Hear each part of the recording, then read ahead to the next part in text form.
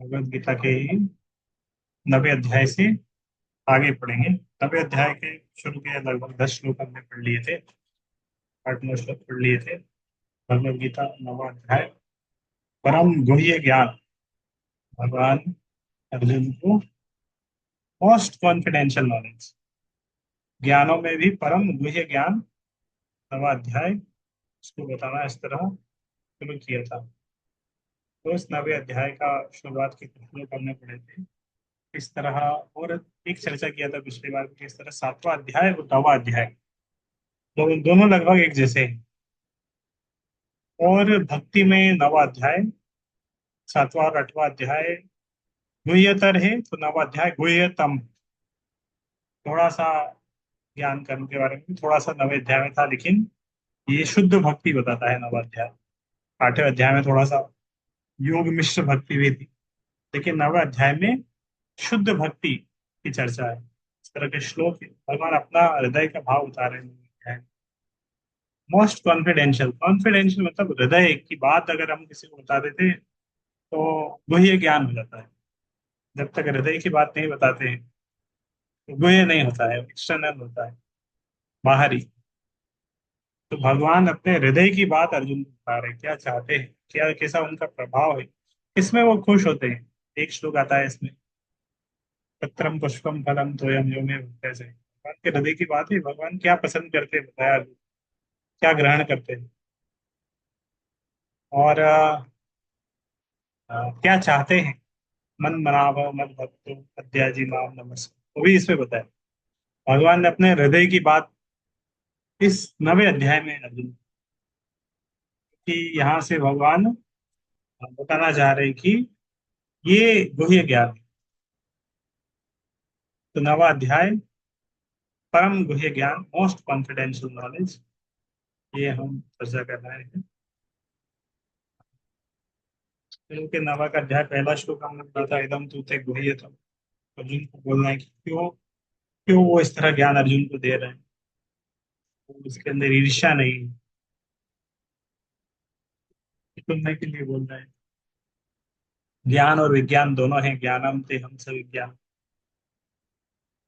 और उसके 9 अलग, राज विद्या, राज विदम, पवित्रम इदम उत्तम, प्रत्यक्ष भगवान सुस्तम। तो भगवत गीता के क्या विशेष स्पेशल कैरेक्टरिस्टिक्स है भगवत गीता के ज्ञान के, वो भी हमने पढ़ा था। अश्रद्धालु व्यक्ति की क्या स्थिति रहती है, वो भी पढ़ा। भगवान का भौतिक जगत के क्या के साथ किस तरह संबंध रहता है, वो भी पढ़ा। तो उसके बाद वाला पार्ट आज हम पढ़ेंगे,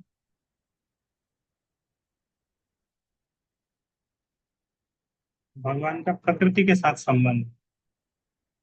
ये एक बहुत फेमस श्लोक है, मया अध्यक्षेण प्रकृति तूयते सचराचरम हेतु नानेन कौन्तेय जगत परिवर्तन। मया अध्यक्षेण प्रकृति, बहुत सारे लोग भगवान में विश्वास नहीं करते, मोरल जीवन जीते हैं, प्रकृति को मानते हैं, नेचर को सब कुछ मानते हैं, नेचर को रहा है, नेचर की तरफ से ये सब कुछ मिल रहा है। भगवान का उतना ज्यादा, भगवान पिक्चर में डायरेक्टली रहते भी नहीं है, भगवान प्रकृति के पीछे है, दिखते नहीं है, प्रकृति फ्रंट में है। तो लोग प्रकृति को ही सारा क्रेडिट दे देते हैं, नेचर को क्रेडिट दे रहे हैं, नेचर से प्रेम करते हैं, उसी को सर्वे सर्वा मान दिया है। लेकिन कैसे नेचर के पीछे भगवान है, भगवान ने क्लियरली ये भी बताया। भगवान ने बोला मया अध्यक्षेण प्रकृति है सूयते सचराचर। तो ये प्रकृति इस तरह चर चर जड़ संगम कार्य कर रही है, चल रही है। ये कि किसकी अध्यक्षता में, मया अध्यक्षेण प्रकृति ही, मया अध्यक्षेण प्रकृति, मेरी अध्यक्षता में। तो भगवान उसके सुपरवाइजर, प्रकृति काम कर रही है लेकिन भगवान सुपरविजन कर रहे हैं, तभी काम कर रही है। सुपरविजन नहीं करेंगे तो काम नहीं करेगी। तो भगवान ऊपर से सुपरविजन कर रहे हैं। अध्यक्षता शब्द आता है, अध्यक्ष शब्द है। अध्यक्ष शब्द 2 शब्द से मिलता है। अध्य, अक्ष, अक्ष मतलब आंखें, विजन। और अध्य मतलब थोड़ा हायर विजन। सुपरवाइजर भी बोलते हैं ना, सुपरवाइजर मतलब उसका थोड़ा विजन हाई है, सुपरवाइज कर रहा है। अध्यक्ष, तो अध्यक्षता के कारण, मतलब भगवान की अध्यक्षता के कारण सब हो रहा है।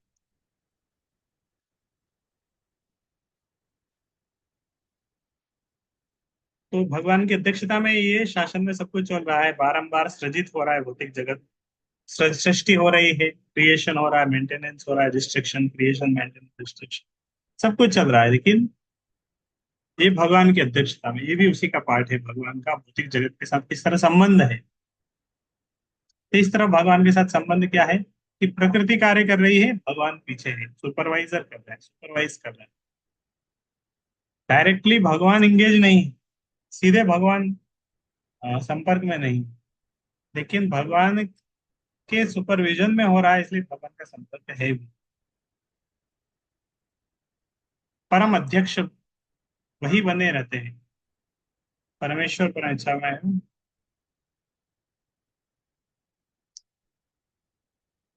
तो इसके तात्पर्य में प्रभुपाद एक उदाहरण दिए है। जब किसी व्यक्ति के समक्ष फूल होता है तो उसकी सुगंध मिलती रहती है, किंतु फूल तथा सुगंधी एक दूसरे से विलग रहते हैं। ऐसा ही संबंध भौतिक जगत तथा भगवान के बीच भी है। किसी व्यक्ति के पास एक फूल है, सुगंध भी आ जाएगी अपने आप।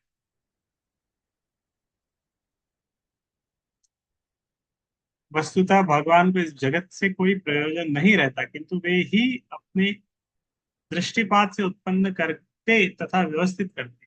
सारांश के रूप में हम कह सकते हैं कि परमेश्वर की अध्यक्षता के बिना प्रकृति कुछ भी नहीं कर सकती, तो भी भगवान समस्त कार्यों से पृथक रहते। तो इसके दो पार्ट रहते हैं, आज हम श्लोक श्लोक चर्चा कर लेंगे इस अध्याय के। और नेक्स्ट पार्ट में इसका जो प्रेजेंटेशन वाला पार्ट है, वो वाला पार्ट करेंगे। तो ये आज का नेक्स्ट क्लास होगी, उसमें नवा अध्याय पूरा हो जाएगा। अवजानन्ति मां मूढ़ा मानुषीं तदुमाश्रितम् परम भावम अजानन्तु मम भूत महेश्वर। तो इस तरह कि भगवान ने बोला कि मेरी अध्यक्षता में प्रकृति कार्य करे, फ्रंट में प्रकृति है, तो लोग भगवान को देख नहीं पाते, समझ नहीं पाते, लग रहा है प्रकृति काम कर रही है। भगवान ने बोला कि जो इस तरह लोग नहीं समझ पा रहे, वो मूढ़ है, मूर्ख है, जो देख नहीं पा रहे हैं। एक बार आ, एक बच्चा देख रहा था, कार चल रही है, लेकिन उसकी हाइट छोटी थी, वो कार के ड्राइवर को नहीं देख पा रहा था। अंदर में ड्राइवर भी है, कार दिख रही थी। तो उसने बोला, पिताजी पिताजी कार देखिए, कार चल रही है अपने आप। पिताजी हंस रहे थे, बोले, ठीक है, नहीं, उसको उठा के दिखाया, अरे अंदर में ड्राइवर है, वो चला रहा है उसको। तो इसी तरह मूर्ख व्यक्ति जो मूढ़ है, वो नहीं बात समझ कि भगवान की अध्यक्षता में हो रहा है। अवजानन्ति माम मूढ़, भगवान जो मूढ़ व्यक्ति मुझे नहीं समझ, परम भाव में जानते, मेरा जो परम स्वभाव है, जो परमेश्वर के दिव्य स्वभाव है, उसको वो नहीं जानते। तो वो उपहास करते हैं। और मानुषिम धन्यवाद, तो जब भगवान मनुष्य रूप में आते हैं, तो उसमें भी ये होता है कि अरे ये तो मनुष्य रूप में आए, कैसे भगवान हो सकते हैं? उपहास करते हैं। तो भगवान इस तरह आए, लेकिन वो सामान्य व्यक्ति नहीं है, परम ईश्वर है।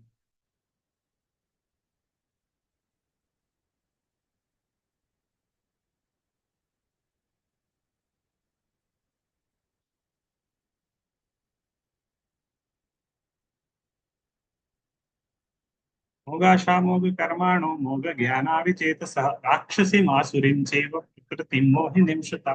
जो लोग इस प्रकार मोहग्रस्त होते हैं, वे आसुरी तथा नास्तिक विचारों के प्रति आकृष्ट होते हैं। इस मोहग्रस्त अवस्था में उनकी मुक्ति आशा, उनके सकाम कर्म तथा ज्ञान का अनुशीलन सभी निष्फल है। तो जो लोग मूढ़ है, भगवान को समझ नहीं पा रहे, देख नहीं पा रहे, प्रकृति के पीछे भगवान भी है, तो मोहग्रस्त हो जाते हैं। और उनके विचार आसुरिक हो जाते हैं, नास्तिक हो जाते हैं, भगवान के अस्तित्व में विचार नहीं करते हैं। और इसी अवस्था में फिर वो और भी कुछ करेंगे, मुक्ति की आशा कर रहे हैं, सकाम कर्म कर रहे हैं, ज्ञान का अनुशीलन कर रहे हैं, लेकिन भगवान में विश्वास नहीं है, तो सारा कार्य उनका निष्फल होता है, कोई ज्यादा लाभ नहीं होता उससे। 13 नंबर श्लोक, 12 नंबर श्लोक तक भगवान के ये कुछ श्लोक थे नवे अध्याय के, जिसमें भगवान का भौतिक जगत के साथ, भौतिक प्रकृति के साथ संबंध से रिलेटेड कुछ। फिर 13 नंबर श्लोक से नए कुछ श्लोक आए हैं। ये भी बहुत बहुत फेमस श्लोक है भगवद गीता का, महत्वपूर्ण श्लोक है। महात्मानस्तु माम पार्थ देवीं प्रकृतिमाश्रिताः भजन्त्य अनन्य मनसो ज्ञात्वा भूतादिमव्ययम्। महात्मानस्तु माम पार्थ देवीं प्रकृतिमाश्रिताः। तो यहाँ भगवान महात्मा शब्द का क्या अर्थ है ये बता रहे हैं। किसको महात्मा बोल सकते हैं? नहीं बोल सकते हैं। जिसने भगवान की देवी प्रकृति का आश्रय लिया है वो महात्मा है। देवी की प्रकृति के आश्रय में जो है वो महात्मा, भगवान के भक्त हैं, उन्होंने देवी प्रकृति का आश्रय लिया, वो महात्मा की कैटेगरी में। हर किसी को हम महात्मा नहीं बोला सकते, अरे अच्छा ये महात्मा हो गए, ये महात्मा है। किसी के नाम के आगे महात्मा लगाने से वो महात्मा होता नहीं। अगर हम सील लगा दिया, टप्पा लगा दिया, अच्छा ये महात्मा स्वामी जी, ये महात्मा, ये महात्मा, जब तक वो भगवान की देवी प्रकृति का आश्रय नहीं ले, देवी प्रकृति श्रीमती राधा रानी का आश्रय नहीं लिया, भगवान की अंतरंगा शक्ति का आश्रय नहीं लिया, तो जब तक उनके आश्रय में नहीं है तो तब तक वो महात्मा नहीं हो सकता। तो दूसरा आश्रय एक होता है 7वें अध्याय में था, देवी ही ऐसा गुणमयी मम माया दुरत। तो भगवान की दोनों प्रकृति, अंतरंगा शक्ति, बहिरंगा शक्ति। तो अगर कोई बहिरंगा शक्ति के आश्रय में है, बहिरंगा शक्ति अपने आप आश्रय के, उसके आश्रय में अपने आप बाय डिफॉल्ट ही व्यक्ति रहता है। भौतिक जगत में जो है सब बहिरंगा शक्ति के आश्रय में, देवी शक्ति प्रकृति के आश्रय में आना पड़ेगा। देवी प्रकृति का जिसने आश्रय लिया है वो महात्मा है, वो महात्मा है। इसी को हम महात्मा का तीर लगा देंगे, बोल देंगे, इससे वो महात्मा हो नहीं सकता। किसी ग्रुप ऑफ पीपल, किसी को हम बोल दें अच्छा ये महात्मा है, महात्मा हो जाएंगे। किसी को बोले अरे ये वैष्णव है, बोलने से वैष्णव होते हैं? वैष्णव उनको बनना पड़ेगा, उनको इस तरह ट्रेनिंग देना पड़ेगा, प्रशिक्षण देना पड़ेगा, जब भी वो वैष्णव बनेंगे, तभी वो हरिजन बनेंगे। किसी को बोल दिया अरे आप तो हरिजन हैं, तो हरिजन नहीं होंगे, उनको हरिजन बनाना पड़ेगा, उनको इस तरह प्रशिक्षण देना पड़ेगा। प्रभुपाद विदेशी लोग, अमेरिका लोग को प्रशिक्षण दिया उनको। वो सब बहुत कलमश में थे, लेकिन उनको प्रशिक्षण देके प्रभुपाद ने उनको वैष्णव बनाया, उनको हरिजन बना दिया। वो हरिजन है वैष्णव। केवल किसी को बोल देंगे ये हरिजन है, उससे वो आ, हरि वैष्णव नहीं बनेंगे, हरिजन नहीं बनेंगे। बनाना पड़ेगा, प्रशिक्षण देना पड़ेगा। कौन बना सकता है? जो महात्मा, जो देवी प्रकृति का आश्रय लिया है, वही और महात्मा बना सकता है। फिर उसने आश्रय लिया, बाकी लोगों को भी वो आश्रय तक ला सकता है। तो जो महात्मा है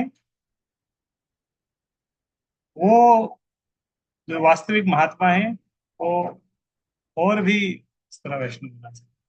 और वो महात्मा क्या करता, क्या है? भजन च अनन्य मनसो, क्या करता है? अनन्य मनस, अनन्य शब्द। पिछले क्लास या पिछले से पिछले क्लास में हमने अनन्य शब्द के बहुत सारे श्लोक देखे थे, जिसमें भगवान ने अलग अलग जगह अनन्य शब्द आया था। भजन्त अनन्य मनस, आठवें आठवें अध्याय में हमने पढ़ा था। अनन्य शब्द किस तरह, जैसे बता देता हूँ कि अनन्य शब्द बहुत महत्वपूर्ण है। क्योंकि अनन्य शब्द जब आ जाता है तो ये शब्द मतलब एक शुद्ध भक्ति वाला पार्ट आ जाता है, अनन्य शब्द जहाँ आ जाता है। शायद आपको मैं एक टास्क दिया था कि ये सब श्लोक पढ़ने के लिए। अन अन्य, अन अन्य मतलब दूसरा कोई नहीं, दूसरा कोई नहीं मतलब एक कृष्ण। इसलिए भगवान ने अनन्य शब्द दिया। माम एकम, केवल मेरी, माम एकम शरणम, केवल मेरी, सर्वधर्मान परित्यज्य माम एकम, तो मेरी शरण में आ जाओ। अनन्य, किसी और की शरण में नहीं, मन को मेरे दे। अनन्य चेता सततम यो माम स्मरते नित्यशः, अनन्य चेता के साथ भगवान को सुन। भक्त्या त्वन्यया शक्य, अनन्य भक्ति के द्वारा। ये 9वें अध्याय का 13। भजन्ते अनन्य मनसा, भक्ति में पूर्णतः निमग्न। अनन्य मनसा मतलब भगवान के साथ पूरे मन से। 22 नंबर श्लोक में फिर से ये अनन्य शब्द है। अनन्य चिंतयन्तो माम ये जना पर्युपासते तेषां नित्याभियुक्तानां योगक्षेमं वहाम्यहम्। 3 बार तीसरे श्लोक में फिर से अनन्य। भजते माम अनन्य भाग साधुरेव समन्तव्य। तो 9वें अध्याय में 13, 22 और 30 तीनों में एक शब्द आया अनन्य। अनन्य मतलब एकदम सीधे कृष्ण, शुद्ध भक्ति, और कुछ नहीं, केवल कृष्ण। अनन्य योगेन भक्ति। फिर 11वें अध्याय में भी थोड़ा, लेकिन सबसे ज्यादा अनन्य शब्द भगवान ने तीसरे अध्याय में। 13, 22, 30। भजन्ते अनन्य मनसा अनन्य चिंतयन्तो माम अनन्य भाग, बिना विचलित हुए अनन्य भाव से पूर्णतः निमग्न, फुल एब्जॉर्प्शन। तो भजन के अनन्य मनसो, इसीलिए भगवान बोलते हैं कि भजन कर रहा है, लेकिन कैसे भजन कर रहा है? अनन्य मनसो, अविचलित भाव से, मेरे अविचलित मन से, कंसंट्रेशन के साथ, अटेंटिव जब कर रहा है। भजन के अनन्य मनसो ज्ञात्वा भूतादिम अव्ययम, क्योंकि ये मुझे आदि तथा अविनाशी भगवान के रूप में जानते हैं। तो इस तरह महात्मा लोग भगवान के साथ, भगवान की देवी प्रकृति का आश्रय लिया है, अजन्य मन से भगवान का भजन करते हैं। ज्ञात्वा भूतादिम अव्ययम, ये महात्मा शब्द का अर्थ को बता रहा है। महात्मा अपने ध्यान को कृष्ण के अतिरिक्त अन्य किसी की ओर नहीं ले जाते। तो सेकंड पार्ट में अनन्य शब्द के बारे में।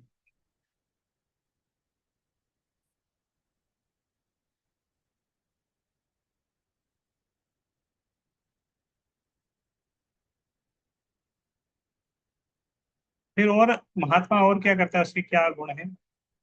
फिर 14 नंबर श्लोक। सततम कीर्तयन्तो माम यतन्तश्च दृढ़व्रतः नश्यन्तश्च माम भक्त्या नित्ययुक्ता उपासते। और इस तरह जो महात्मा है उसके स्वभाव क्या है, वो क्या करता है? सततम कीर्तयन्तो माम, हमेशा निरंतर वो भगवान का कीर्तन करता है। यतन्तश्च, प्रयास कर रहा है, दृढ़ व्रत होकर, निश्चय कर, संकल्प पूर्वक लगा हुआ है भगवान के भजन में। नमस्यन्तश्च माम भक्त्या, और मुझे नमस्कार। नमस्कार के बारे में भगवान बहुत, गीता में बहुत बार अलग अलग जगह बोलते हैं, नमस्कार करो।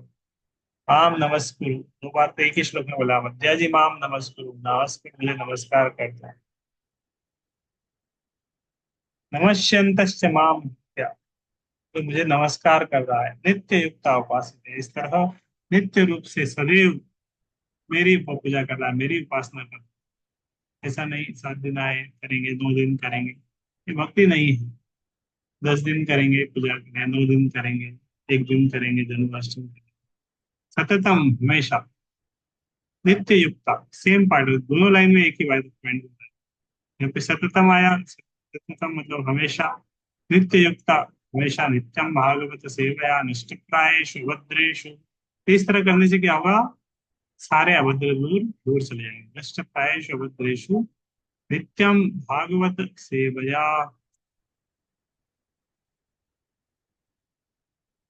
कि महात्मा मेरी महिमा का नित्य कीर्तन करते हुए, दृढ़ संकल्प के साथ प्रयास करते हुए, मुझे नमस्कार करते हुए, भक्ति भाव से निरंतर मेरी पूजा करते हैं। तो पर फिर से बताया था कि सामान्य पुरुष को रबर की मुहर लगाकर महात्मा नहीं बनाया जाता। यहाँ पर उनके लक्षणों का वर्णन किया है। कृष्ण के गुणों का कीर्तन करता है, दूसरा कोई कार्य नहीं है उसका, गुणगान में व्यस्त रहता है, निर्विशेषवादी नहीं होता है, भगवान के आकार में विश्वास करता है। नाम रूप गुण लीला, इसके ऊपर वो चर्चा करता है। निराकार वाला व्यक्ति कभी महात्मा नहीं बन सकता, वो केवल एक सीधा अध्यात्मवादी तक ही रह जाएगा उसका स्तर। महात्मा बनने के लिए आ, भक्ति के अलग अलग कार्यों में, भक्ति की विधियों में लगना पड़ेगा, तभी व्यक्ति महात्मा के स्तर पर आ सकता है। श्रवणम कीर्तनम विष्णु, इस प्रोसेस में जो आ गया महात्मा के स्तर पर आ गया। महात्मा अंततः भगवान के 5 दिव्य रसों में से किसी एक रस में उनका सानिध्य प्राप्त करने के लिए दृढ़ व्रत रहते। भक्ति में कुछ कार्य हैं जिन्हें दृढ़ व्रत कहा जाता है। यथा छोटा सा एक एक्सरसाइज कर लेते हैं। अब भी कुछ उदाहरण दे सकते हैं। या दृढ़ व्रत शब्द आया है, उतंत्रश्च दृढ़ व्रत। तो इस्कॉन के हमारे प्रेजेंट सिनेरियो में ऐसे क्या क्या, अब एकादशी का आवश्यकता है और क्या क्या भक्ति की प्रोसेस है जिसको हम दृढ़ व्रत ले सकते हैं कि नहीं, ये तो होना ही चाहिए हमारे जीवन में, दृढ़ व्रत जिसका पालन करना चाहिए। इसमें कुछ पढ़ सकते हैं, अलग से भी कुछ बता सकते हैं। दृढ़ व्रत होके एक इस्कॉन के भक्त अथवा वैष्णव भक्ति में क्या क्या पालन करना चाहिए। यस, ये पालन कुछ। प्रभु, एक तो जैसा कि हमको दृढ़ व्रत में बताया गया है कि गृहस्थों को कम से कम दिन में 2 बार नहाना चाहिए। और हमारे जो आचार्यों के आविर्भाव तिरुभाव होते हैं, उसमें हम दृढ़ व्रत करते हैं, फास्टिंग करते हैं उसमें। और सिर्फ प्रसादम ही लेते हैं, हम ये भी दृढ़ व्रत करते हैं, सिर्फ भगवान को भोग लगाया हुआ प्रसादम ही हम्म, लेते हैं। और दृढ़ व्रत में तो मतलब अ, वर्तमान जो परिस्थितियां हैं उसके अनुसार कम से कम संडे फीस्ट तो करना चाहिए सप्ताह में एक दिन। वैसे तो रोज करना चाहिए, लेकिन हमसे कहा गया है कि कम से कम एक दिन तो आइए आप रविवार को फुल मॉर्निंग प्रोग्राम अटेंड करें। हम्म। तो ये मेरी अंडरस्टैंडिंग है इसमें। लेकिन नाम जप करना चाहिए, दृढ़ व्रत होना चाहिए नाम जप करने में। वैसे वो नाम सुबह में होगा तो और अच्छा है, दृढ़ व्रत। 4 नियम का पालन करना, उसमें हमें दृढ़ व्रत होना चाहिए। ये 4 नियम का पालन करेंगे, भगवान के नाम का जप करेंगे,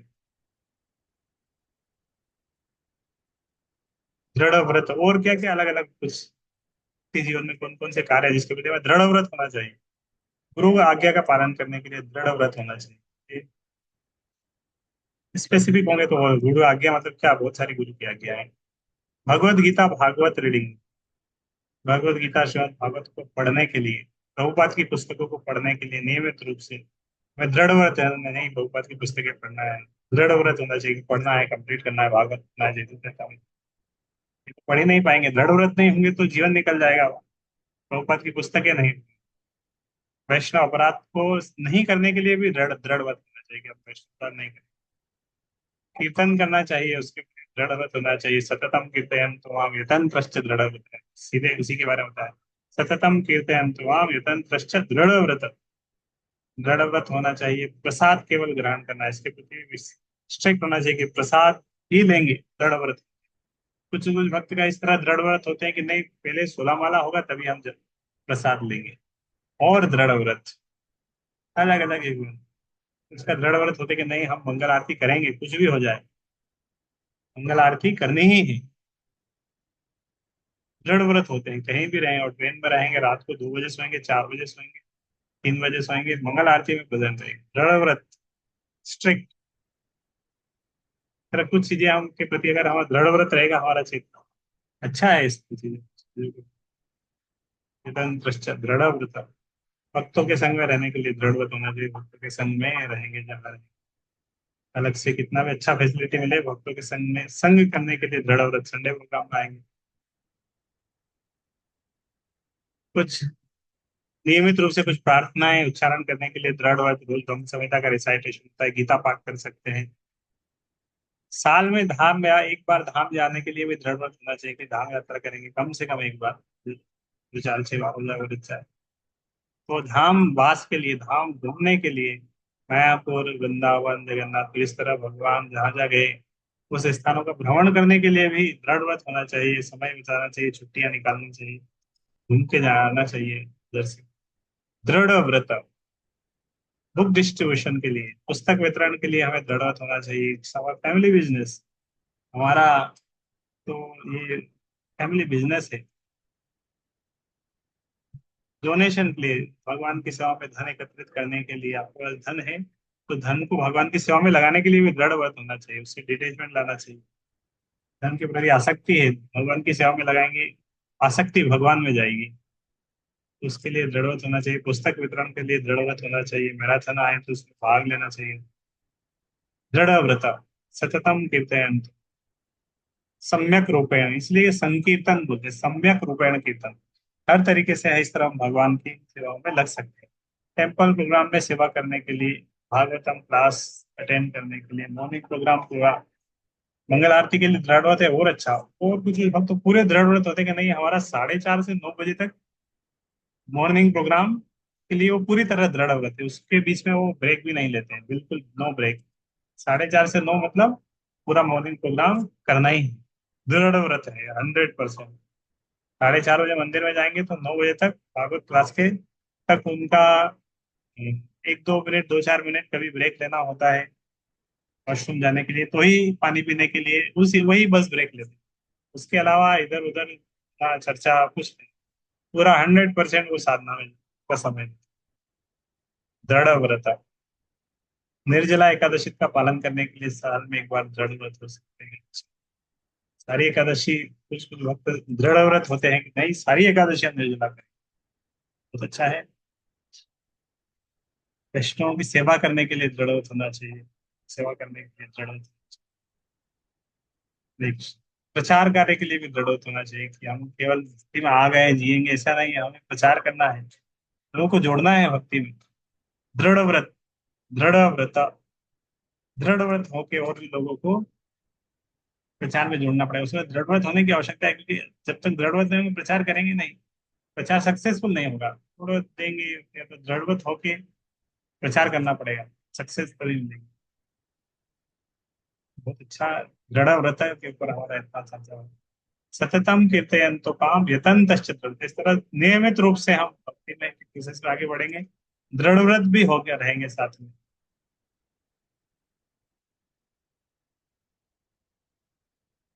तो फलतः उसका वो क्या है, जब महात्मा जन इन विधि विधानों का दृढ़ता से पालन करते हैं, फलतः उनके लिए वांछित फल की प्राप्ति निश्चित रहती है। क्योंकि कोई कार्य हम दृढ़ व्रत होकर अगर हम करते हैं तो उसमें सफलता मिलती है। दृढ़ व्रत होकर अगर कोई भी कार्य करेंगे, दामोदर लीला आ रहा है, यशोदा मैया दृढ़ व्रत थी, कृष्ण को बांधना है, तो हम भी अगर दृढ़ व्रत होंगे, करना ही है, प्रचार करना है, गीता देना है, भागवत सेट देना है, गीता अध्याय याद करना है, दृढ़ व्रत रहेंगे तो सफलता मिलेगी। 15 नंबर श्लोक, ज्ञान यज्ञेन चाप्यन्ते यजन्तो माम उपासते एकत्वेन पृथक्त्वेन बहुधा विश्रुतं तत्। अन्य लोग जो ज्ञान के अनुष्ठान द्वारा यज्ञ में लगे रहते हैं, वे भगवान की पूजा उनके अद्वय रूप में, विविध रूपों में तथा विश्व रूप में करते हैं। इस तरह कुछ लोग ज्ञान के अनुशीलन में रहते हैं, भगवान की पूजा करते हैं द्वय रूप में, विविध रूपों में, विश्व रूप में करते हैं।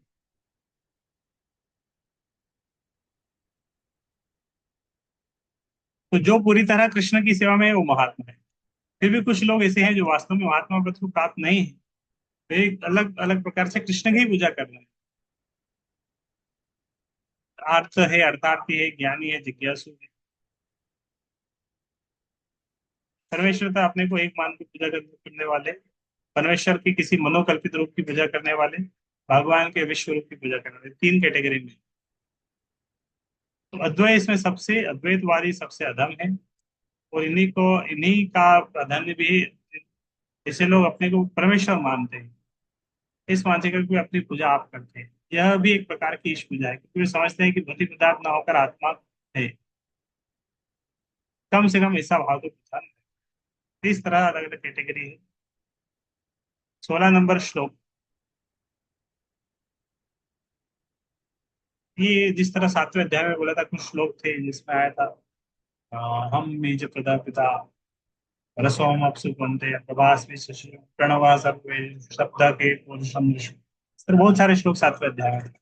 उसी तरह की यहाँ पे कुछ श्लोक है 9वें अध्याय में भी। अहम क्रतुरहम यज्ञ स्वदाहम अहम औषधम मंत्रो अहम अहम एवाज्यम अहम अग्निर अहम हुतम। किंतु मैं ही कर्मकांड, मैं ही यज्ञ, पितरों को दिया जाने वाला तर्पण, औषधि, दिव्य ध्वनि, घी, अग्नि तथा आहुति हूँ। पितामहश्च जगतो माता धाता पितामह, वेद्यम पवित्रम ओंकार विगसाम यजुरेव च। मैं इस ब्रह्मांड का पिता, माता, आश्रय तथा पितामह, मैं ज्ञेय, शुद्धिकर्ता तथा ओंकार हूँ। मैं ऋग्वेद सामवेद तथा यजुर्वेद भी हूँ। गतिर्भर्ता प्रभु साक्षी निवासः शरणं सुहृत् प्रभव प्रलय स्थानम निधानम बीजम अव्ययम। मैं ही लक्ष्य पालन करता स्वामी साक्षी धाम शरण स्थली तथा अत्यंत प्रिय मित्रों। मैं सृष्टि तथा प्रलय सबका आधार आश्रय तथा अविनाशी बीज भी हूँ। तपाम्यहम अहम वर्षम निग्रहामि उत्सृजामि च अमृतम चैव मृत्युश्च सदा सच्चाहम अर्जुन। हे अर्जुन, मैं ही ताप प्रदान करता हूँ, वर्षा को रुकता लाता हूँ। मैं अमृत हूँ, साक्षात मृत्यु भी हूँ। आत्मा तथा पदार्थ दोनों मुझ में ही है। ते विद्यमां सोमपापूत पापा यज्ञैरिष्ट्वा सर्गतिं प्रार्थयन्ति। तै पुण्यमासाद्य सुरेंद्र लोक उष्णन्ति दिव्यान् दिवि देव भूतान्।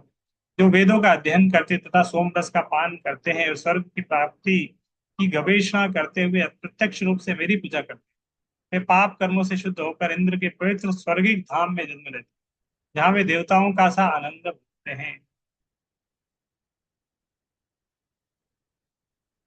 एतं भुक्त्वा स्वर्गलोकं विशालं क्षणे पुण्ये मर्त्यलोकं विशन्ति।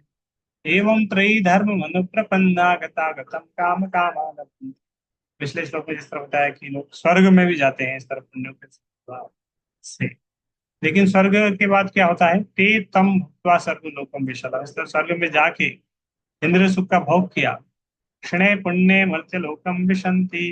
तो पर इसको बहुत कम करते थे। क्षणे पुण्य, इस तरह पुण्य समाप्त हो जाएंगे। मर्त्य लोकम विशंति, फिर से मृत्यु लोक में जो आत्मा आ जाएगी। पुण्य किए हैं। पुण्य एक धन के समान है। धन होगा, व्यक्ति कहीं जा सकता है, होटल में जाके रहेगा, 5 स्टार होटल में रह रहे हैं, धन है, पेमेंट कर सकते हैं। धन खत्म होगा, होटल से बाहर कर देंगे। इसी तरह धन है पुण्यों का, तो व्यक्ति स्वर्ग लोक में जा सकता है, उस समय रह सकता है। क्षणे पुण्य मर्त्य लोकम विशंति। जैसे ही पुण्य खत्म हो जाएंगे तो फिर से मृत्यु लोक में आना पड़ेगा। तो इसलिए ये धन भी इकट्ठा करना पड़ेगा, पुण्य का धन। और उससे भी बड़ा धन है भक्ति रूपी धन, कृष्ण प्रेम धन, राम रतन धन। तो वो धन और कीमती है। वो कभी उसको वो क्षीण भी नहीं होगा, ये तो क्षीण हो जाएगा। लेकिन भक्ति रूपी धन उसका कभी क्षीण नहीं होगा। ना यह विक्रम नाशवस्ति, इसका कभी नाश नहीं होगा। और ये सबसे बड़े भय से रक्षा करने वाला दूसरे अध्याय का 40 नंबर। न यह विक्रम नाशवस्ति प्रत्यवायो न विद्यते स्वल्पमप्यस्य धर्मस्य त्रायते महतो भयात्। तो सबसे बड़े भय से भी वो रक्षा करता है। इस प्रकार जो तीनों विद्या के सिद्धांत में दृढ़ रहकर इंद्रिय सुख की गवेषणा करते हैं, उन्हें जन्म मृत्यु के चक्कर ही। फिर 22 नंबर श्लोक से भगवान फिर शुद्ध भक्ति के बारे में बता रहे हैं। अनन्य चिंतयन्तो माम ये जना पर्युपासते तेषां नित्याभियुक्तानां योगक्षेमं वहाम्यहम्। बहुत फेमस श्लोक है भगवत गीता। इस श्लोक से जुड़े हुए एक स्टोरी भी है। तो भगवान बोले अनन्य भाव से, अनन्य भाव से जो चिंतन कर रहे हैं, अनन्य भाव से चिंतन कर रहे हैं, ये जनाः पर्युपासते, ये दिव्य स्वरूप का जो ध्यान कर रहे हैं अनन्य भाव से, उनकी जो आवश्यकताएं होती है उन्हें मैं पूरा करता हूँ। तो अनन्य भाव से जो भगवान के दिव्य स्वरूप का ध्यान कर रहे हैं, पूजा कर रहे हैं, तो उनकी आवश्यकता को भगवान बोले मैं पूरा करता हूँ। योग क्षेमम वहामी अहम। तो भगवान खुद बोले कि अहम, मैं करता हूँ।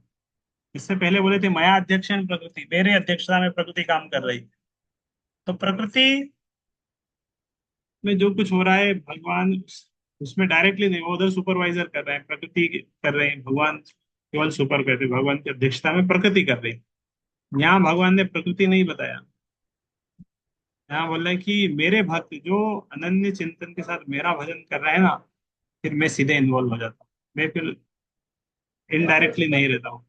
तो भगवान खुद अपना नाम बोले, बोले कि वहां में हम, मैं वहन करता हूँ।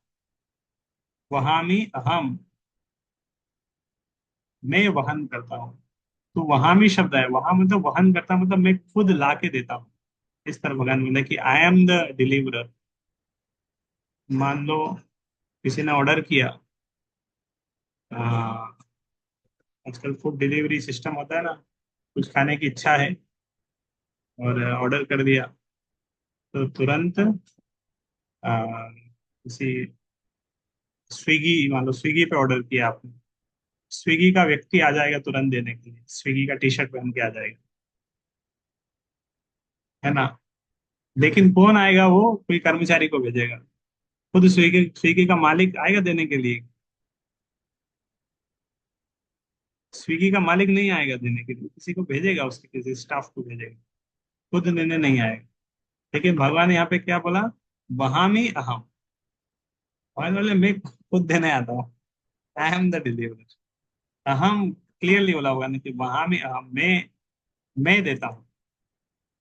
तो ये शब्द की व्याख्या जगन्नाथपुरी में एक महान आचार्य थे, अर्जुन पंडा, जो वे श्लोक पढ़ रहे थे, श्लोक के ऊपर वो पढ़ रहे थे, तो उनको लगा कि नहीं नहीं, भगवान ने कुछ ज्यादा ही बता दिया, वहां भी इतना नहीं होना चाहिए, ददामी अहम होगा इस तरह, भगवान ने सोचा कि ये ददामी अहम होगा। भगवान ने वहां भी अहम नहीं, ददामी अहम होगा इस तरह, हम दे देते हैं, हम खुद थोड़ी ला के देंगे।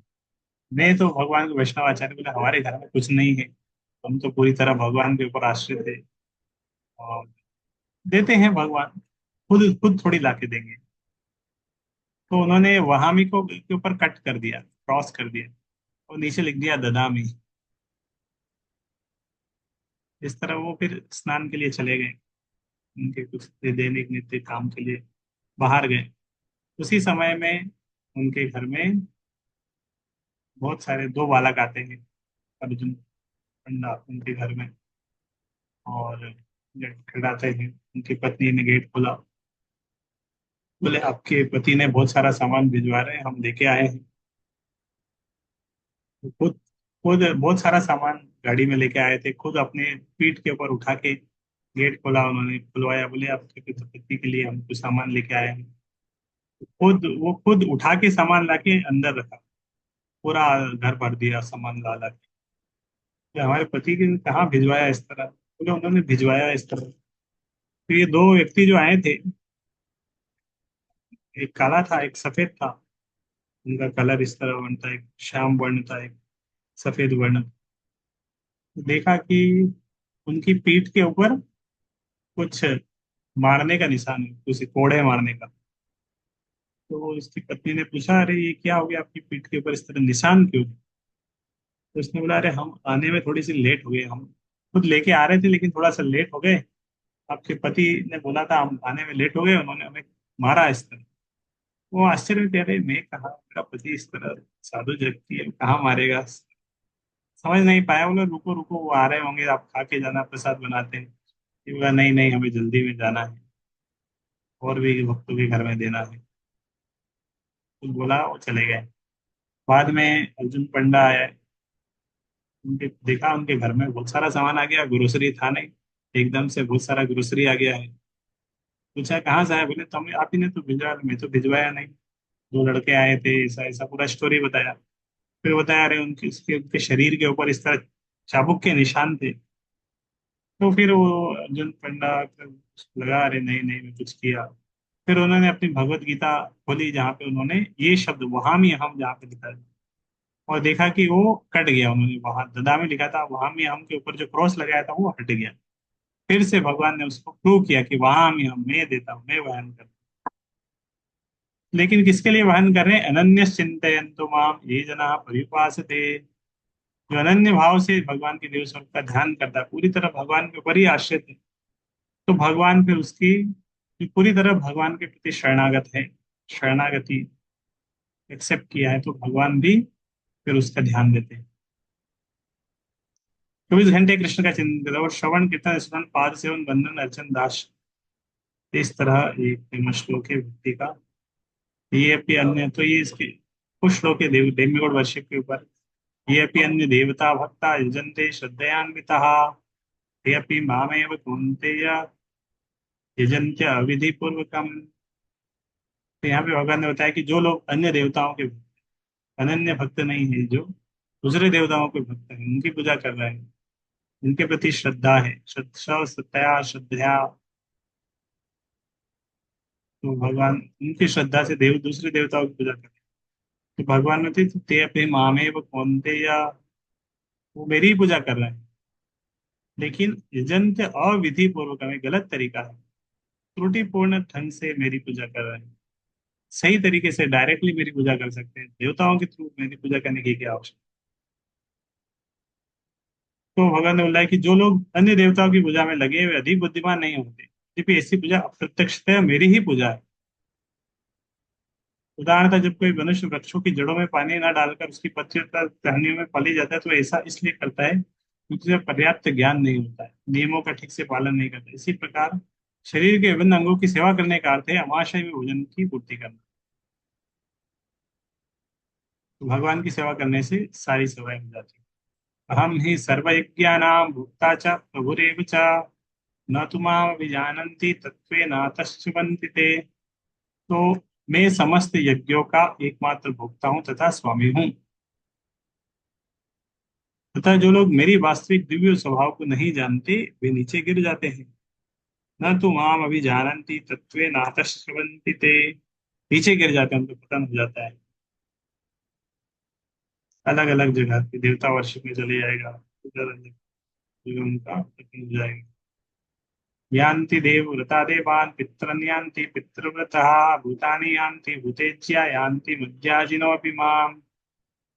तो फिर भगवान ने बोला कि जो देवताओं की उपासना करते हैं देवताओं के पास जाएंगे, पितरों की उपासना करेंगे पितरों के पास जाएंगे, भूत प्रेतों की उपासना करेंगे भूत प्रेतों के पास जाएंगे, उनके बीच में जन्म लेंगे।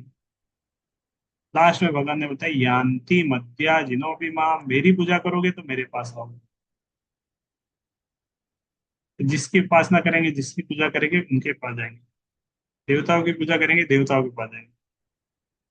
प्रभुपाद यहाँ तात्पर्य तरीका बता रहे हैं कि कोई चंद्रमा में जाना चाह रहा है, सूर्य में जाना चाह रहा है, तो ये पे यहाँ पर उसका प्रोसेस दिया गया, वैदिक नियमों का पालन करें पूजा करें उनके पास चले जाएंगे। सूर्य चंद्रमा में भी आपको नेक्स्ट लाइफ मिल जाएगी। अभी प्रयास कर रहा है मनुष्य को, हम जहाँ चले जाएंगे उधर चले जाएंगे, चंद्रमा पे चले जाएंगे, रहने लगेंगे। वो सब सब बातें ही थी, बातें ही रह जाएंगी। इस प्रकार भूत प्रेत के प्रति आकृष्ट ही यक्ष राक्षस पिशाच भी बन सकता है। पिशाच पूजा को कालो जादू कहते हैं, तांत्रिक वगैरह जो रहते हैं, तो भूत प्रेतों के बीच में रहते हैं, आगे चल के वो भी भूत प्रेत ही बन जाते हैं। ये सब नितांत भौतिकतावादी है, इसमें अध्यात्म कुछ नहीं है। डेमीगॉड वर्शिप भी भौतिकतावादी है, और ये जो तांत्रिक वाला कार्य है ये सब भी भौतिकतावादी है। तो फिर शुद्ध भक्त कृष्ण या विष्णु के लोक क्यों नहीं प्राप्त कर सकते। दुर्भाग्य से अनेक लोगों को कृष्ण तथा विष्णु के दिव्य लोकों की सूचना नहीं आती है, न जानने के कारण वे नीचे गिर जाते हैं। निर्विशेषवादी भी ब्रह्म ज्योति से गिर जाते हैं। इसलिए कृष्ण भावना आंदोलन इस दिव्य सूचना को समूचे मानव समाज में वितरित करता है। केवल कृष्ण मंत्र के जाप से मनुष्य सिद्धि प्राप्त हो सकता है। तो भगवान ने बोला है कि यान्ति मद्या जिनो अपि माम, जो मेरी पूजा करता है वो मेरे पास आएगा। तो ये प्रोसेस है, लोगों को पता नहीं है, इसलिए देवताओं की पूजा करेंगे तो देवताओं के पास जा रहे हैं, इधर करेंगे उधर जाएंगे, जिधर उधर जाएंगे। हमें लोगों को बताना चाहिए कि अरे भगवान की पूजा करो तो भगवान के पास जाएंगे। बोले अरे भगवान की पूजा बहुत कठिन है, कैसे करेंगे, ये करना पड़ेगा वो करना पड़ेगा ये करना पड़ेगा। तो फिर ये 26 नंबर श्लोक उनको सुधार देना चाहिए नवे अध्याय का, नहीं कुछ नहीं करना है। इट्स वेरी इजी, बहुत सरल प्रोसेस है। भगवान ज्यादा एक्सपेक्टेशन लेके नहीं बैठे हैं। त्रम पुष्पम फलम तो यम यो मे भक्त्या प्रयच्छति तदहम भक्ति उपहर्षितम कृष्णामि प्रयतात्मना। यदि कोई प्रेम तथा भक्ति के साथ मुझे पत्र पुष्प फल या जल प्रदान करता है तो मैं उसे स्वीकार करता हूँ। तो प्रेम से अगर कोई मुझे इस तरह भी देगा, जो कुछ भी देगा मैं उसे स्वीकार कर लेता हूँ। प्रेम से अगर कुछ भी देगा तो मैं उसे ग्रहण कर लूंगा। पत्र पुष्प फल जल जो भी देंगे, प्रेम से देंगे तो भगवान उसे ग्रहण करेंगे। तो फिर से थोड़ा सा चर्चा कर लेते हैं। ये जो श्लोक है 26 नंबर, इसको कैसे हम प्रैक्टिकली, प्रैक्टिकल एप्लीकेशन इसका कैसे कर सकते हैं, इस श्लोक का कैसे हम भक्ति जीवन में प्रैक्टिकल एप्लीकेशन कर सकते हैं, अलग अलग किस फील्ड में कहाँ कहाँ प्रैक्टिकली इसको अप्लाई कर सकते प्रैक्टिकल एप्लीकेशन आपको सोचना है कि what can be the practical application of this श्लोक।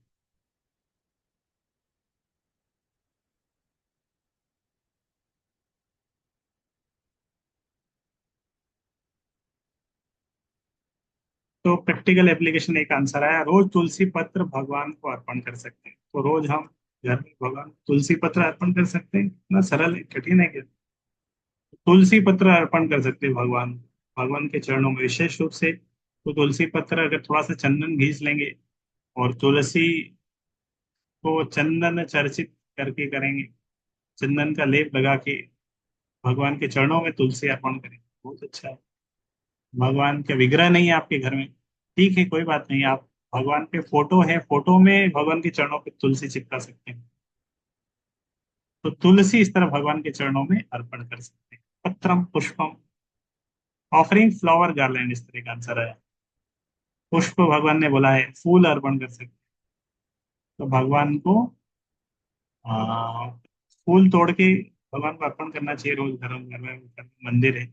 प्रैक्टिकल एप्लीकेशन लोगों को फूल अर्पण करने के लिए मोटिवेट कर सकते हैं। और समय है आपके पास, बहुत सारे फूल तोड़ के लाओ, माला बनाओ, अच्छी माला बना के पहना। प्रैक्टिकल एप्लीकेशन कैसे हो सकता है इस श्लोक का? फ्रूट सलाद भगवान ने बोला फल खिलाओ, तो हम फल को अच्छे से और तरीके से फ्रूट सलाद बनाएंगे, और उस सलाद को भी अच्छे से डेकोरेट करके ऑफर करेंगे। भगवान को पानी ऑफर कर सकते हैं डेली, डेली घर में मंदिर है भगवान का, उधर रोज भगवान को एक जल स्पेशल ग्लास रख सकते हैं, भगवान का रहेगा। रोज उसमें पानी चेंज करना चाहिए, ऐसा नहीं एक बार रखा, एक महीने तक रखा ही रहा। तो डेली पानी चेंज करना चाहिए उसका। जल अर्पण कर सकते हैं भगवान, वाटर। तो भगवान को फ्रूट जूस भी ऑफर कर सकते हैं। तो सोयम भी हो गया, फल भी हो गया। एकादशी या विशेष अवसर पर कम कमल का फूल या माला बना सकते, स्पेशल फ्लावर भी। तो भगवान ने पुष्प बोला, पुष्प की बहुत सारी कैटेगरी है, प्रैक्टिकल एप्लीकेशन। अच्छा फूल अर्पण करना चाहिए भगवान में, स्पेशल फूल, स्पेशल सुगंधित फूल। कमल भगवान को बहुत प्रिय है, कमल अर्पण कर सकते हैं, कमल की माला बना के। फिर तुलसी गार्लैंड भी ऑफर कर सकते हैं, यस। एकादशी में हम देखते हैं मंदिरों में भगवान को विशेष रूप से तुलसी की माला पहना। तो भगवान को तुलसी प्रिय है, तुलसी ऑफर कर सकते हैं, से एक तो तुलसी ऑफर कर सकते हैं चरणों में, तुलसी की माला बना के भगवान को अर्पण करेंगे तो बहुत अच्छा है। मेरे मंदिर में हर एकादशी को भगवान को हम तुलसी की माला पहनाते हैं। और एक माता जी 2 3 4 सालों से उनका वही सेवा है कि एकादशी के दिन भगवान को तुलसी माला बना के लेके आना है। तो तुलसी महारानी। और प्रैक्टिकल ये तो आप पर्सनल एप्लीकेशन आपने बताया, इस तरह का पर्सनल एप्लीकेशन हो सकता है इस श्लोक का, पर्सनल के साथ में हम प्रैक्टिकल एप्लीकेशन भी हो सकता है। What can be the practical application, preaching application क्या हो सकता है इस श्लोक का? आप अभी तक जो पॉइंट्स आ रहे हैं, ये इस श्लोक का पर्सनल एप्लीकेशन है। पर्सनल लाइफ में हम कैसे अपने जीवन में इस श्लोक को practically practically personally practically apply कर सकते हैं। इसी श्लोक का एप्लीकेशन, प्रैक्टिकल एप्लीकेशन प्रीचिंग के लिए भी हो सकता है। प्रीचिंग एप्लीकेशन क्या हो सकता है?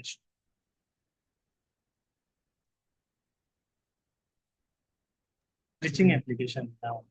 हरे कृष्ण प्रभु। जैसे कई बार जब हम टेम्पल से हमको फ्लावर मिलता है महाप्रसाद के रूप में, तो जब हम किसी को देते हैं तो बड़ी श्रद्धा के साथ उस फ्लावर को एक्सेप्ट करता है कि ये भगवान का प्रसाद है। तो उस पे कहीं ना कहीं वो एक तरह से प्रीचिंग के लिए भी वो फेवरेबल होता है हमारे प्रति कभी ना कहीं। और जब नेक्स्ट टाइम हम उससे भगवान को, मिलते हैं। भगवान को अर्पित फूल या स्पेशल गार्लैंड, भगवान को अर्पित माला हम किसी को दे सकते हैं। फिर एक आंसर आया, तो ये श्लोक का हम प्रीचिंग एप्लीकेशन कर सकते हैं कि कुछ लोग बोल सकते हैं भक्ति कठिन है, हम तो गरीब है, हमारे पास क्या है। भगवत बोलते थे, अरे गरीब हो, भगवत बोल भगवान क्या एक्सपेक्ट कर रहे हैं आपसे, पत्रम पुष्पम धर्म। तो गरीब भी भगवान की भक्ति कर सकता है, दिस इज प्रीचिंग एप्लीकेशन इस श्लोक का। कि गरीब व्यक्ति भी, मैंने poor people can offer this poor thing. भगवान ने जो बोला है, बड़ी चीज नहीं बोला है, आप सोने की माला लेके आओ, हीरा लाओ, जवाहरात लेके आओ। तो वो सब बोलते, तो अमीर लोग बोलते यार हम कभी भक्ति करवाएंगे। लेकिन भगवान ने जो डिमांड रखी है, पत्रम पुष्पम फलम तोयम, अमीर गरीब सबके लिए इजी, कोई कठिन नहीं है। तो गरीब व्यक्ति भी भगवान की भक्ति कर सकता है, उसको उसके लिए भी भक्ति इजी है।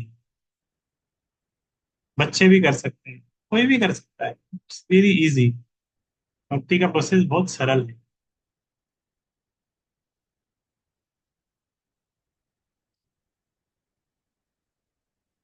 रीचिंग एप्लीकेशन,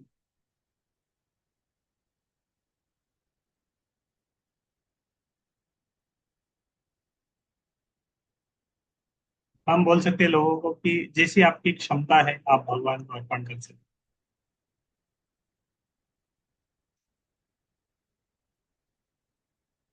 तो एक और इसका टीचिंग एप्लीकेशन आ गया कि लोग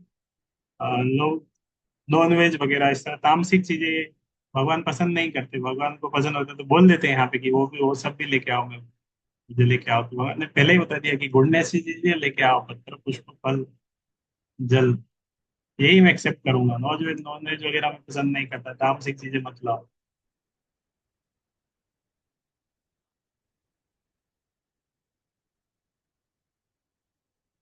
रीचिंग एप्लीकेशन, और भी बहुत सारे पॉइंट है। अभी तक हम पहली लाइन पे ही चर्चा कर रहे हैं, दूसरी लाइन पे ध्यान नहीं दे रहे।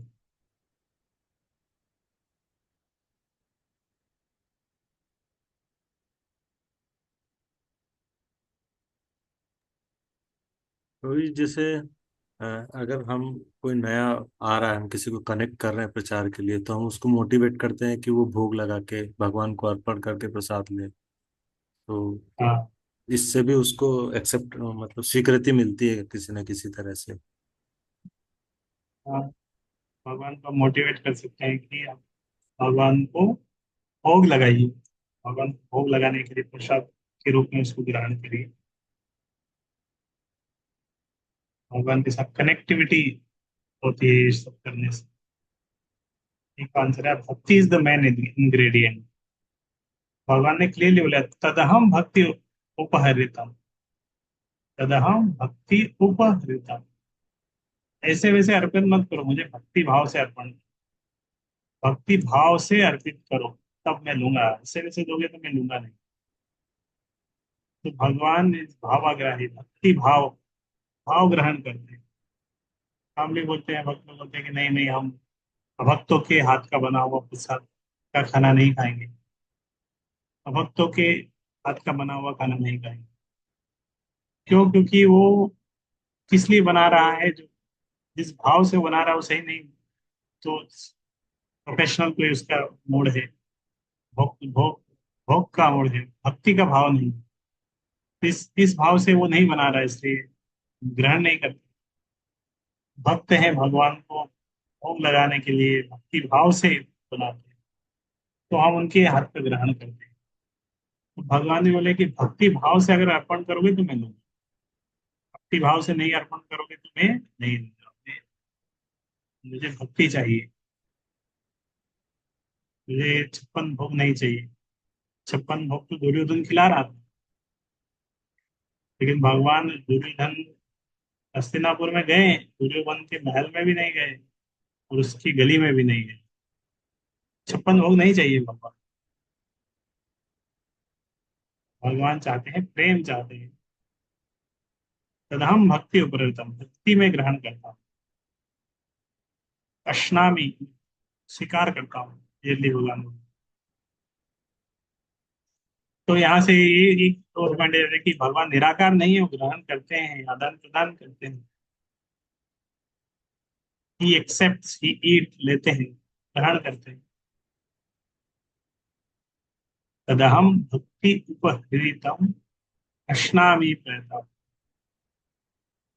और इस श्लोक से ये भी बोल सकते हैं कि ठीक है, तो भगवान भक्ति ग्रहण करते हैं, तो हमें अपनी क्षमता के अनुसार, गरीब व्यक्ति है, जो पॉसिबल है, ये जितनी क्षमता है व्यक्ति को भगवान की सेवा में लगाना चाहिए।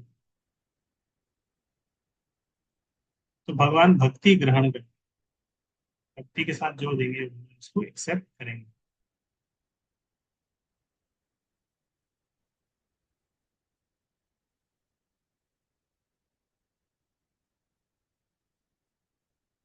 तो इसीलिए क्या करना चाहिए? यत् करोषि यदश्नासि यज्जुहोषि ददासि यत् यत् तपस्यसि कौन्तेय तत्कुरुष्व मदर्पणम।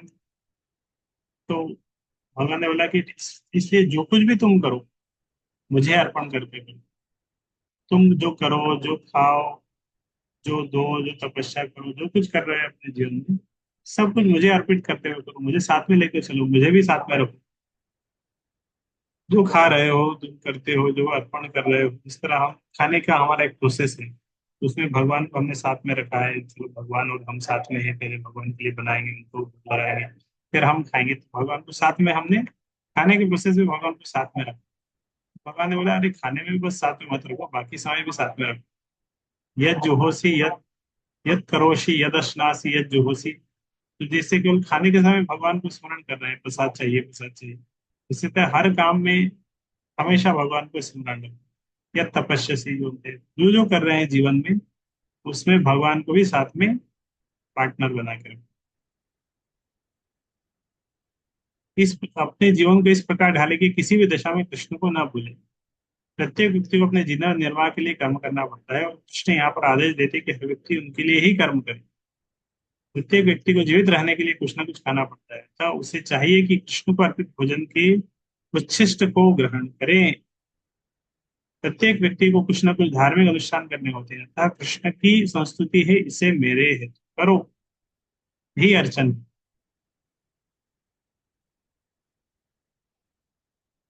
शुभाशुभ फलेरेव मोक्ष से कर्म बंधने संन्यास योग युक्तात्मा विमुक्तो माम पेष्यसि। इस तरह तुम कर्म के बंधन तथा इसके शुभ अशुभ फलों से मुक्त हो सकोगे। इस संन्यास योग में अपने चित्त को स्थिर करके तुम मुक्त होकर मेरे पास आओगे। भगवान अपना स्वभाव भी बता रहे हैं कि उनका कैसा स्वभाव है। समोहम सर्वभूतेषु न मे द्वेष्यस्ति न प्रिया। मैं किसी द्वेष नहीं करता हूँ, पक्षपात नहीं करता हूँ, सबके लिए समान। फिर भी बोला, ये भजन्ति तुमाम भक्त्या मयि ते तेषु चाप्यहम्। किंतु जो भक्ति पूर्वक मेरी सेवा करता है वो मेरा मित्र है, मुझ में स्थित रहता है और मैं भी उसका मित्र। भगवान मैं सबके लिए समान हूँ, लेकिन जो मेरे पास आ रहा है मैं भी उसके पास आऊंगा, क्योंकि तभी तो समान रहेंगे ना। भगवान नहीं नहीं, हम समान है, हम किसी से पक्षपात नहीं करेंगे। तो कोई भगवान की तरफ अगर, भगवान सबसे समान है, तो कोई भगवान की तरफ 4 कदम बढ़ रहा है, तो भगवान भी को भी उसकी तरफ 4 कदम बढ़ना पड़ेगा, तभी तो समान। भगवान ने बोला कि ये भजन दी तुम आप, जो मेरी मेरे भक्ति परक मेरी सेवा कर रहा है, मेरा चिंतन कर रहा है, तो मैं भी उसका चिंतन करता हूँ, मैं भी उसके बारे में सोचता हूँ, मैं भी उसकी हेल्प करता हूँ। मैं उसका मित्र हूँ, वो मुझे मित्र की तरह मानता है, तो मैं भी उसका मित्र हूँ, मैं भी उसको अपने मित्र की तरह मानता हूँ। इस तरह हमारा भक्तिमय आदान प्रदान हो जाता है। तो ये पक्षपात नहीं है, ये स्वाभाविक है। कोई बोल सकता है, अरे ये तो पक्षपात है, भगवान कृष्ण ने पांडवों के साथ पक्षपात किया। पक्षपात किया कृष्ण ने पांडवों के साथ इस तरह। अरे उन्होंने कहाँ पक्षपात किया? पांडवों ने कृष्ण का आश्रय लिया, कृष्ण उनके साथ में थे, हमेशा उनकी सहायता करते थे।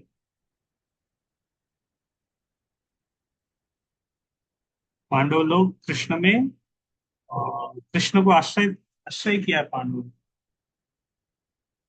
जब महाभारत का युद्ध हो रहा था, कौरवों की तरफ से शंख बजा, सबसे पहले भीष्म पितामह ने बजाया, बाकी कौरवों ने बजाया। पांडवों में सबसे पहले किसने बजाया?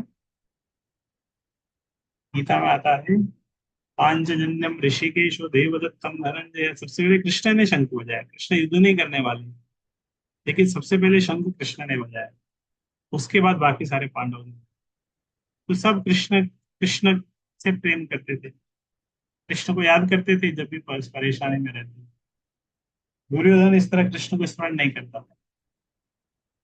दुर्योधन तो कृष्ण को बंदी बनाने चला था, कृष्ण की शक्ति में वो विश्वास नहीं करता। दुर्योधन खुश हुआ था कि अरे कृष्ण तो, कृष्ण की सेना मिल गई, बहुत अच्छा है, कृष्ण तो युद्ध नहीं करेगा हमारे साथ, लेके भी क्या करेगा। कृष्ण की सेना पाकर दुर्योधन खुश था, लेकिन कृष्ण, दुर्योधन, अर्जुन जानता था कि कृष्ण हमारे साथ में रहेंगे तो हम जीतेंगे, तो कृष्ण युद्ध करे या ना करे। दुर्योधन के पास वो ज्ञान नहीं। दुर्योधन ने तो जब, और पांडव की तरफ कौन कौन है, उसमें कृष्ण भी थे उनकी तरफ, लेकिन कृष्ण का नाम भी नहीं लिया गया। जब दुर्योधन अलग अलग योद्धाओं का नाम ले रहा था, कृष्ण का नाम नहीं लिया। कृष्ण थे उस तरफ, कृष्ण का नाम नहीं लिया। अपनी तरफ के योद्धाओं का नाम ले रहे थे, उधर कर्ण था नहीं, फिर भी कर्ण का नाम लिया। कर्ण है हमारे पास। तो कृष्ण का और दुर्योधन का भरोसा कृष्ण में कम था, कर्ण जैसे लोगों में ज्यादा। पांडवों का जो स्वभाव था, कृष्ण में ज्यादा था। तो भगवान ने बोला था कि अगर मेरे में कोई इस तरह करता है तो मैं भी उसके बारे में सोचता हूँ। मैं पक्षपात नहीं करता, ये पक्षपात नहीं है, स्वाभाविक है। फिर ये बहुत अच्छा श्लोक है, 30 नंबर। ये इससे भगवान की करुणा पता चलती है। अपि चेत सुदुराचारो भिस्ते माम अनन्य भाग साधुरे समन्तव्य सम्यक व्यवस्थितो ही सा। चौथे अध्याय में भी इस तरह का एक श्लोक आया था। जब चौथे अध्याय में इस तरह का श्लोक आया था, मैं उस समय ये श्लोक भी खोल के बताया था। चौथे अध्याय के बाद हमने ये श्लोक कोट करके बताया था। तो चौथे अध्याय में श्लोक था, अपि चेत सी पापेभ्य सर्वेभ्य पापकृत्तमः सर्वं ज्ञान प्लवेनेव व्रजिनम संतरिष्यसि। ये श्लोक है चौथे अध्याय में। अपि चेत्सि पापेभ्य सर्वेभ्य पापकृत्तमः। तो सेम थीम में यहाँ भगवान बोले अपि चेत सुदुराचर, बहुत बहुत पापी है। तो वहां पे बोले थे सर्वम ज्ञान प्रवीण, ज्ञान रूपी नाव में अगर बैठेगा वो पार हो जाएगा। यहाँ पे भगवान ने कि अपि चेत सुदुराचारो भजते माम अनन्य भाग। तो भगवान ने यहाँ बोला कि कोई बहुत बड़ा पापी है, फिर बोला कि अनन्य भाग। अनन्य भाग बिना विचलित हो गया और कोई मेरा भजन कर रहा है, फिर पापी कैसे रहा? होगा पापी। अभी तो अनन्य भाग है ना। तो पापी होगा, लेकिन अभी तो अनन्य भाग के साथ मेरा भ्रमण करना मतलब पापी नहीं है। पर भागवत में एक श्लोक आता है, अकाम सर्व काम मोक्ष काम व उदार भी तीव्रेण भक्ति योगेन यजेत पुरुषम परम। तो उसमें आता है, अकाम सर्व काम मोक्ष काम। कोई व्यक्ति की कोई इच्छा नहीं है, किसी की बहुत सारी भौतिक इच्छा है, किसी का मोक्ष की इच्छा है, जो भी जिस जिस तरह की भी इच्छा है। फिर नेक्स्ट हो गया तीव्रेण भक्ति योगेन। तीव्रता से अगर कोई भक्ति योग में लगता है तो यजेत पुरुष परम, परम पुरुष का आश्रय उसे मिलेगा। तो वहां पे क्या शब्द आ गया था, तीव्रेण भक्ति योग। कैसी भी इच्छाएं, किसी भी है, कुछ भी इच्छा है, लेकिन तीव्रता से भक्ति योग करेगा तो आगे बढ़ जाएगा। तो इसी तरह यहाँ पे शब्द आया माँ भजते माम अनन्य भाव। अनन्य भाग, ये शब्द फिर से यहाँ पे अनन्य भाग शब्द आया। अन अन्य मतलब दूसरा कोई और नहीं, केवल कृष्ण। केवल कृष्ण आ गया मतलब पाप भी कुछ नहीं बचा, पाप करने की इच्छा भी नहीं रही। तो पापी था पहले, लेकिन अब अनन्य भाग आ गया तो पापी नहीं रहा। तो इसीलिए भगवान उसके बारे में बोले साधुरे समन्तव्य, उसको साधु के समान समझना चाहिए। सम्यक व्यवसितो ही सा, क्योंकि वो अपने संकल्प में अड़िग रहता है। तो कोई जघन्य से जघन्य कर्म करता है, किंतु यदि भक्ति में रत रहता है तो उसे साधु मानना चाहिए, क्योंकि वह अपने संकल्प में अड़िग रहता है। भगवान बोले साधु मानना चाहिए उससे, भगवान बोल रहे हैं मैं साधु मान की तरह मानो, दोष मत देखो।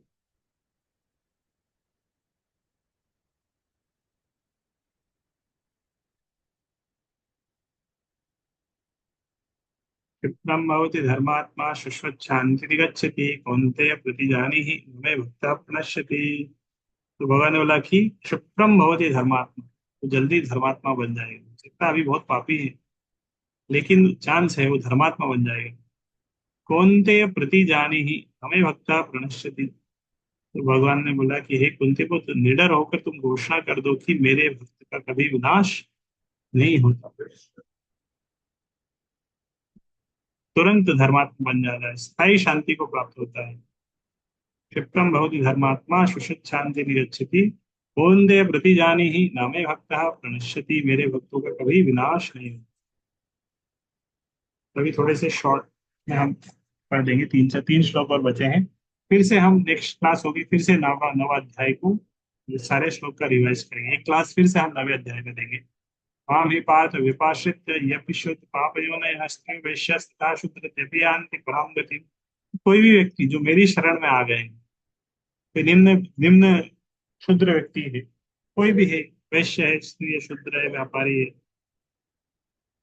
सब परम धाम को प्राप्त करेंगे अगर मेरी शरण में आए। तो एसेंस क्या है? भगवान की शरण में आना।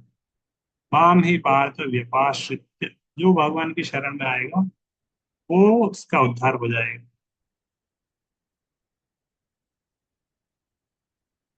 चांडाल भी क्यों ना हो, चांडाल भी अगर भगवान के आश्रय में। चांडाल अभी द्विज श्रेष्ठ हरि भक्ति परायण। तो चांडाल अगर भगवान की भक्ति करता है, चांडाल अभी द्विज श्रेष्ठ, तो वो भी ब्राह्मणों में श्रेष्ठ हो जाएगा। किसके किसकी शक्ति से? हरि भक्ति परायण। किम पुनर्ब्रह्मणा पुण्य भक्ता राजर्षयस्तथा नित्यम असुखम लोकम इमं प्राप्य भजस्व मां। फिर धर्मात्मा ब्राह्मण भक्तों राजर्षियों के लिए तो कहना ही क्या।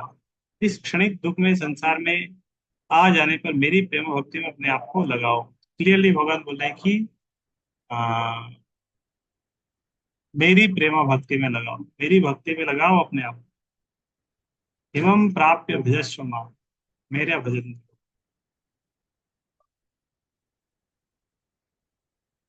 ये अनित्यम असुखम लोग इस भौतिक टेम्पररी संसार में आ गए हैं। अब क्या करना चाहिए? भगवान की भक्ति करनी चाहिए।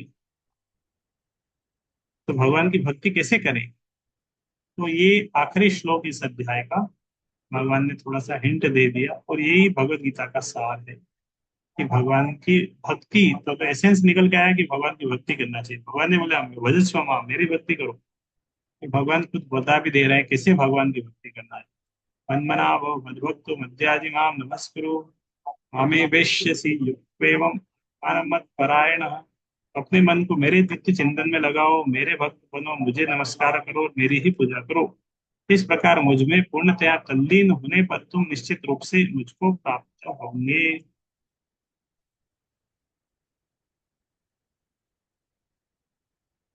इस प्रकार मुझ में पूर्णतया तल्लीन होने पर तुम निश्चित रूप से मुझको प्राप्त होंगे।